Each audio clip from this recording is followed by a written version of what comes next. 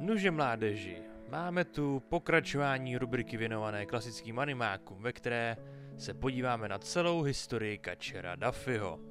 Pokud toto video bude mít během prvních 2 dnů minimálně 500 shlédnutí, tak se můžete těšit na díl, který se bude týkat legendy pocházející ze světa Walt Disney. Tvorbu podpoříte lajkem, sdílením, odběrem, se zvonkem, pokud jste již tak neučinili, zatímco nezávislost produkce prostřednictvím měsíčního předplatné nebo členstvím. A teď už konečně historie animáků, ale ještě předtím intro. Nice of you to drop in.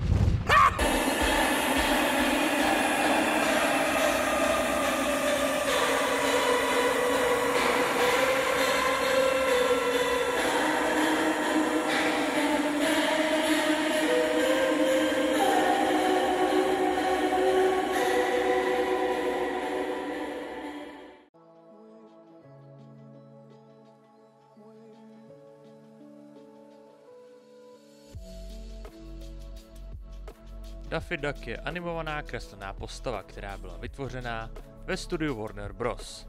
Často se objevoval v kreslených seriálech jako Looney Tunes nebo Merry Melodies, kde byl obvykle vyobrazen jako rival, ale občas také jako nejlepší kámoš Bugse Bunnyho. Daffy Duck se poprvé objevil 17. dubna apríla roku 1937 v kraťásku Porky's Duck Hunt, režírovaný Texem Averym a animátorem Bobem Clamptonem. Kraťásek představoval standardní příběh lovce a kořisti, díky kterému bylo studio Leona Schlesingera velice slavné. Jenže Daffyho nová, asertivní, naprosto živelná a bojovná postava byla úplnou novinkou pro diváky. Bob později poznamenal, cituji, tehdy diváci nebyli zvyklí vidět kreslené postavy, aby dělali takové věci. Jakmile se to dostalo do kin, stala se z toho bomba. Diváci odcházeli z kin a bavili se o Daffym. Na počátku byl Daffy méně antropomorfní a více podobal obyčejné kachně. Jediná věc, která mu z té doby zůstala až dodnes, je jeho hlas, černé peří a bílý krk. Mel Blanc, který Daffyho daboval, držel světový rekord pro nejdelší dabování jedné animované postavy, a to 52 let. Jen tak prolomil rekord Clarence Nashe, který svůj hlas propůjčil legendárnímu kačeru Donaldovi, a to v délce 51 let od roku 1934 do roku 1985.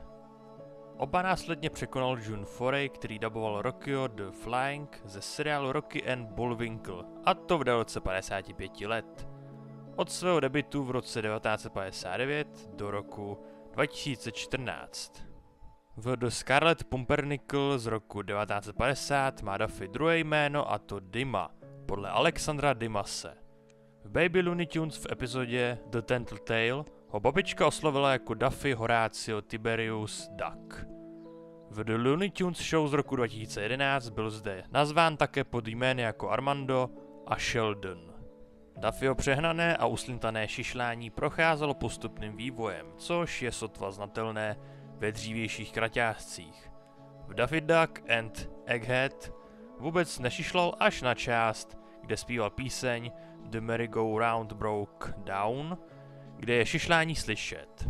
Ve filmu Looney Tunes Zpět v akci je v situaci, kde s ním soucítíte. Zde se cítí nedoceněný vedle Bugse, který je na vrcholu. Následně dostal vyhazov. Poté se vydal s DJem na dobrodružnou cestu, během které čelili společnosti Acme. Zatímco DJovým cílem bylo zachránit svého otce, Daffyho cílem bylo získat diamant modrá opice.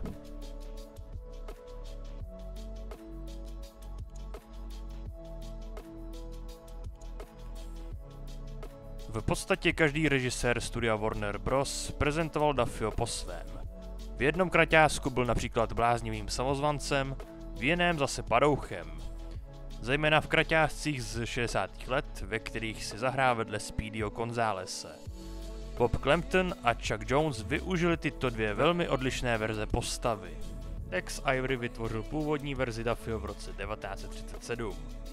Daffy se zaril do podvědomí diváků díky skoku do vody, skákáním kolem a řvaním Animátor Bob Clampton se okamžitě chopil postavy Daffyho Ducka a ve 30. a 40. letech ho obsadil do řady kraťásků. Původní Daffy je divoký a zlobivý šibal, neustále poskakující po obrazovce s výkřiky. Bob fyzicky připracoval postavu, díky čemuž byl vyšší, vytáhlejší, zatímco jeho nohy a zobák byly zakulatěné. Často vystupoval s Porkym. Daffy se také objevil v některých kraťáscích s válečnou tematikou během druhé světové. Daffy vždy zůstal věrný své nespoutané povaze. Nicméně například se pokusil vyhnout branné vojně v Draft Daffy z roku 1945. Bojoval proti nacistické koze, jejímž cílem bylo sníst jeho kovový šrot v Scrap Happy Daffy z roku 1943. A nebo zásah Adolfa obrovskou palicí do hlavy v Daffy the Commando z roku 1943. Navíc se stal maskotem pro 600. bombardovací peruť. Planet Daffy je též zaměřený na druhou světovou, konkrétně na děj odehrávající se mezi Daffym a Adolfem v domě. V Daffy Doodles, což byl první Looney Tunes kraťásek Roberta McKimsona, se režisér rozhodl Daffyho trochu zkrotit a předělat ho tak, aby byl opět víc kulatější a míň pružnější. Studio též do něj vložilo trochu Bugsvadů vtipu, což z něj dělalo stejně brilantním jak po stránce mluvy, tak i po stránce toho někoho odpálkovat. Daffy se spojil s Porkym, díky čemuž se z jeho jednorázového rivala stal jeho parťák. Arthur Davis, který zrežíroval pro studio Warner Bros. Několik kraťásků v pozdějších 40. letech minulého století, než vrchní vedení studia oznámilo, že měli být pouze 3 režiséři, Robert McKinson, Friz Freleng a Chuck Jones, představil verzi Daffyho, která byla podobná té od McKinsona. Jeho osobnost se znovu změnila. Z doslova bláznivého charakteru byl Daffy chamtivý, netrpělivý, ale inteligentní. Zatímco Daffyho bláznivé období skončilo, McKimson z něj udělal dobráka nebo i záporáka tak, jak to vyžadovaly dané role. Tak tomu bylo od roku 1946 až do roku 1961. Friz Freleng se inspiroval Chuckem Jonesem tak, aby z Daffyho udělal většího sympatiáka, jako tomu bylo v Showbiz Bugs z roku 1957. Zde je Daffy arrogantní a navíc žárlí na Bugse. Přesto má skutečný talent, který je ignorován divadelním publikem a manažérem. Kraťásek skončil tak, že se Daffy pokusil nadchnout publikum tak, že vypil benzín, spolikal nitroglycerín, střelný prach a uran 238. Načež skákal nahoru a dolů, aby se směs dobře promíchala a nakonec spolkl zápalku, která odpálila celou tuhle neuvěřitelnou směs. Zatímco se z Bugs Bunnyho stala nejpopulárnější postava studia Warner Bros., stále nacházeli režiséři široké využití pro Daffyho. Byl umístěn do rolí v kraťáscích, které parodovaly slavné filmy a rádiové seriály. Například v Drip Along Daffy se Daffy ocitá na divokém západě, zatímco v Robin Hood Daffy z roku 1958 se zhostil role legendárního psance Robina Hooda. V Duck Dodgers in the 24th Century z roku 1953, parodii na Bucka Rogerse, si Daffy vyměňuje koulky s Martianem Marvinem. Zde mu navíc dělá parťáka Porky. Další Daffyho parodie byly The Great Piggy Bank Robbery z roku 1946 od Boba Clamptona, Stapor Duck, kde parodoval Supermana od DC Comics, teď pod Warnery, od Roberta McKinsona. Bugsův vzestup slávy také přiměl animátory Warner Brosu k přepracování Daffyho jakožto Bugsova soupeře. Intenzivně závistivého a odhodlaného ukrást mu jeho slávu, zatímco Bugs buď zůstal lhostejný k závistivé kachně, nebo to využil ve svůj prospěch. Daffyho touha dosáhnout slávy za každou cenu byla prozkoumána již v You Ought to Be in Pictures z roku 1940, ale tuto myšlenku se úspěšně povedlo zrealizovat Chucku Jonesovi, který Daffyho znovu přepracoval tak, že ho udělal vychrtlého a drzého. V Jonesově slavné Hunting Trilogy nebo Duck Season Rabbit Season Trilogy Daffyho ješitnost a nadšení poskytla Bugsovi perfektní příležitost k oklamání nešťastného Elmera Fudda, aby opakovaně střílel na Daffyho. Zde se také objevila Daffyho hláška, jsi opovržení hodný. Jonesův Duffy se považuje za nesobce, který se snaží přežít. Předpokládá se, že se Chuck Jones inspiroval při vytváření Duffyho nové osobnosti svým kolegou animátorem Bobem Clamptonem, který byl stejně jako Duffy známý jako nestoudný sebepropagátor. Filmový kritik Steve Schneider označil Jonesovu verzi Duffyho za utrženou ze řetězu.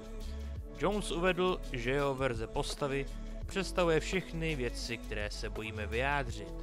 To je jasně vidět v Jonesově Duck a Muck z roku 1953. Cituji: jedno z mála nespochybnitelných mistrovských děl americké animace, uvedl Schneider. V kraťásku je Duffy trápen božským animátorem, jehož nebezpečný štětec mění prostředí, soundtrack a dokonce i Duffyho. Když se Duffy dožaduje toho, aby mu bylo sděleno, kdo je za změny odpovědný, kamera se stáhne a odhalí nikoho jiného než Bugse. Duck a Muck je široce uznáván jakožto klasika filmové tvorby pro svou ilustraci a za to, že charakter postavy lze rozpoznat nezávisle na vzhledu, prostředí, hlasu a zápletce. V roce 1999 byl kraťásek vybrán pro uchování v Národním filmovém registru Spojených států. Fritz Frelek využil Jonesovu myšlenku pro Duffyho v kraťásku Showbiz Bugs z roku 1957, kde Duffy nacvičil číslo z holuby a všichni odletěli, jakmile Duffy otevřel klec. A na komplikované číslo stepu nezazní nic jiného než cvrkání cvrčků a tiché publikum, zatímco Bugsová jednoduchá čísla, písní a tanců jsou odměňována velkým potleskem. Mackimpson využil Duffyho benevolentně. Například v Ducking the Devil se jeho chamtivost stává životně důležitým nástrojem k podrobení si tasmánského ďábla s cílem získat velkou peněžitou odměnu. Nechybělo ani Duffyho parodování filmových rolí. V roce 1959 se Duffy objevil v China Smith, kde byl irským soukromým očkem s irským přízvukem místo obvyklého šišlání.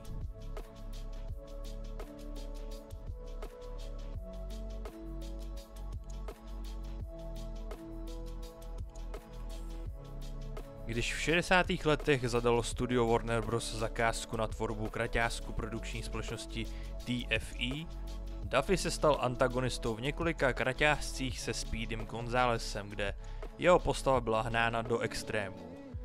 V těchto letech se Duffy proměnil v znepokojivě ošklivou a nemilosrdnou postavu, v níž byste těžko našli dobré povahové vlastnosti.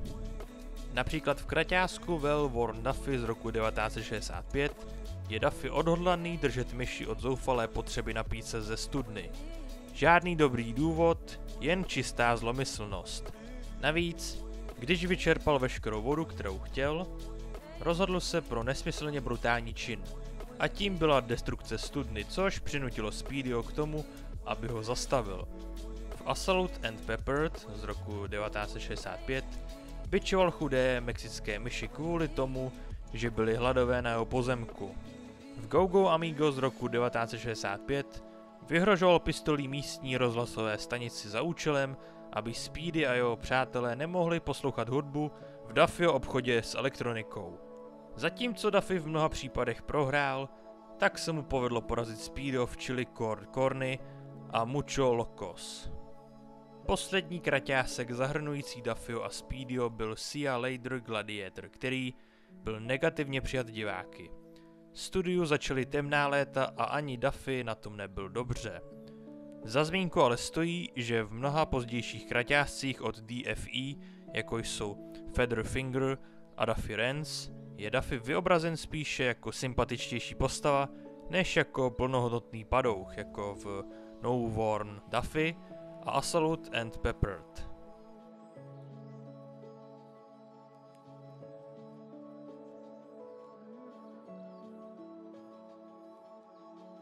Když Warner Bros. Oživil Duffyho a zbytek klasických postav Looney Tunes v moderních interpretacích, Jonesův chamtivý, sobecký, neurotický, drzý, nedospělý a postavě hladovějící Duffy byl běžně používán, ale zcela ignoroval vlastnosti zlého Duffyho v polovině 60. let.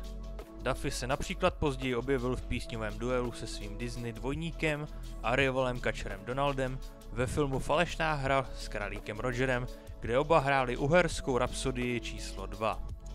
V roce 1987 vydalo studio Warner Bros. U příležitosti 50. výročí Duffyho kraťásek The Ducksorcist, jakožto první kinokraťásek po 2 dekádách. Duffy se také objevil v několika filmových kompilacích, včetně 2, které byly zaměřené na jeho samotného. První byl zveřejněn v roce 1983, Daffy Duck's Movie, Fantastic Island, druhý zase v roce 1988, Daffy Duck's Quakebusters, který je považován za nejlepší kompilační Looney Tunes film a který zahrnoval další kinokraťásek The Night of Living Duck. Další hlavní role přišla s filmem Space Jam z roku 1996 a následně Looney Tunes 5 v akci z roku 2003. Druhý zmiňovaný film mu pomohl s vývojem osobnosti. Ještě v tomto roce ho studio Warner Bros. Obsadilo do seriálu Duck Dodgers, ve kterém je Duffy z 21. století rozmražen ve 24. století. Nechybělo ani cameo v seriálu The Sylvester and Tweety Mystery. V televizním seriálu Tiny Toon Adventures je Duffy učitelem na Acme University, kde je hrdinou a mentorem studenta Pluckyho Ducka. Dále je Duffy představen jako dítě v seriálu Baby Looney Tunes a příležitostně se objevil v seriálu Animáci a Hysteria. V seriálu Lunatics Unleashed se objevuje jeho pravnuk Danger Duck, který je také líný a nepopulární u svých týmových kolegů. Ve většině těchto podob je často verzí sobecký, neurotický a hladovějící Duffy, jenž odkazuje na verzi Chucka Jonese.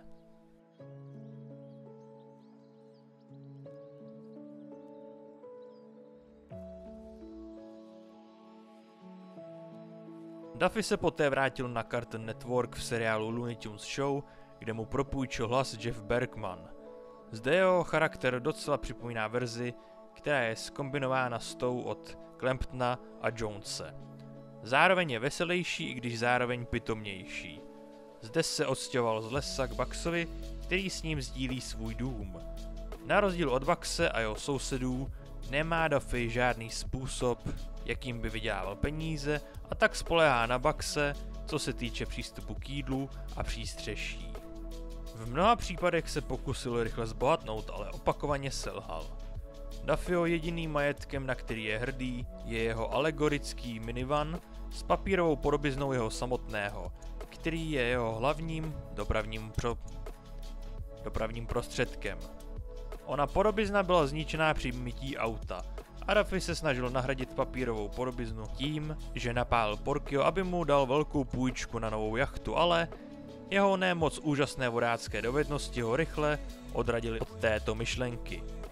Později byla jeho podobizna opravena. Zde měl přítelkyni Tinu Russo. Zatímco Duffyho chamtivost a žárlivost na Buckse přetrvávala, tak to vypadalo, že zde je méně nepřátelský s výjimkou závěru seriálu.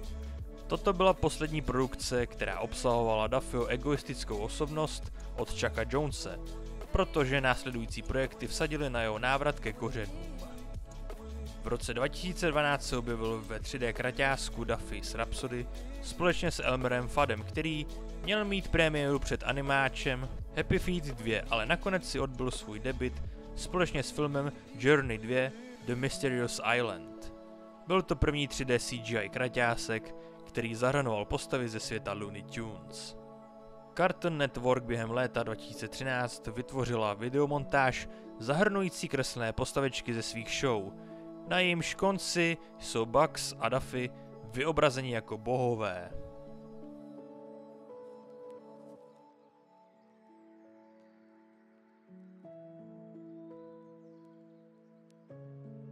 Duffy se poté objevil až v roce 2015 v Looney Tunes Rabbit's Run ve scéně Porky's Duck Livery Service, což bylo jeho jediné vystoupení v první řadě.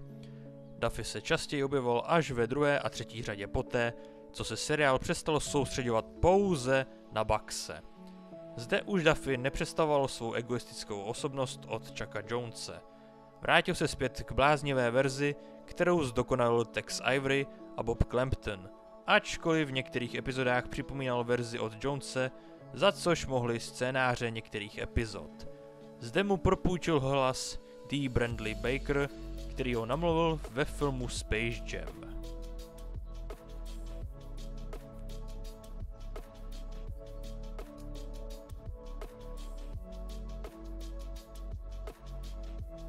Mírně přepracovaná verze Daffyho se objevila v některých kraťáscích Looney Tunes Cartoons z roku 2020, kde si zachoval svou bláznivou personu ze svých počátků a z New Looney Tunes.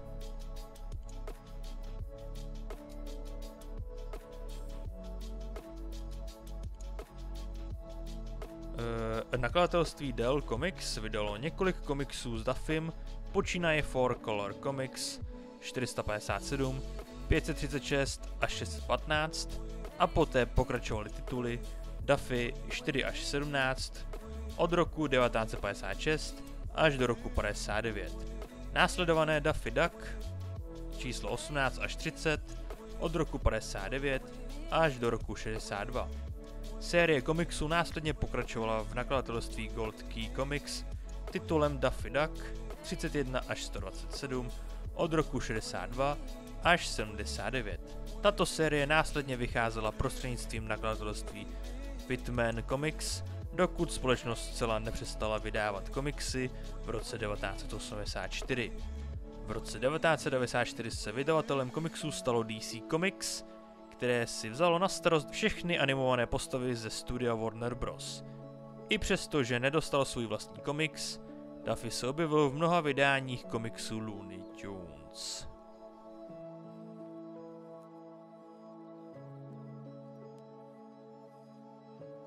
To byla prozatím kompletní historie Catchera Daffyho.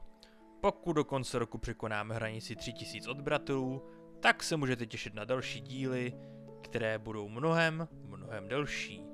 Každopádně zde můžete vidět slávy členů YouTube kanálu, kteří svými příspěvky podporují chod tohle kanálu, jeho budoucnost, ale hlavně jeho nezávislost, co se týče produkce a monetizace.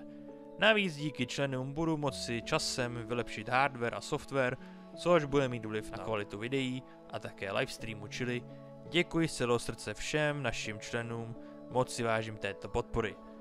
Pokud byste chtěli měsíční členství neboli předplatné, tak dole v popisku máte odkaz a nebo stisknutím tlačítka připojit se. Zde najdete veškeré výhody, podrobnosti o jednotlivých úrovních nebo způsob platby. Jinak dole v popisku najdete odkazy na mé sociální sítě, na Steam a PlayStation účet.